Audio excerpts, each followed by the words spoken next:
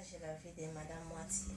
C'est vrai que les conditions sont déplorables, n'est même pas les mots qu'il faut utiliser. Les conditions sont inhumaines dans les camps des déplacés. Très inhumaines. Vous me parlez d'une dame qui s'est fait violer pour 5 000 francs.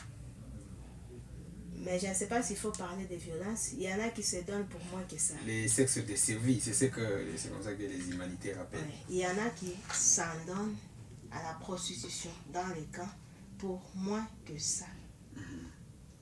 Parce que tout simplement, vous savez, ces gens sont venus de l'intérieur. Goma est approvisionné en denrées alimentaires à partir de l'intérieur. Ils viennent ici en ville. Qu'est-ce que nous allons leur offrir? Nous pouvons offrir des vêtements.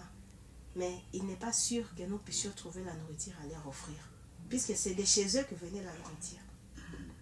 Alors, on peut manquer d'habits et supporter.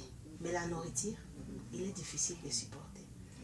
C'est ainsi que je lance un appel à tous les gens de bonne volonté. N'importe quoi que vous avez pensé avant de jeter à la poubelle, avant de consommer inutilement, pensez à ceux-là qui en manquent, puisqu'ils sont nombreux, ils sont dans les camps. Et non seulement dans les camps, et d'autres sont dans des familles d'accueil. Maintenant, dans les familles de Goma, il est difficile d'avoir une famille où il y a une moyenne de 5 personnes, puisqu'on a été obligé d'accueillir des milliers de personnes. C'est un peu comme en 1994, lorsque les réfugiés rwandais étaient arrivés ici.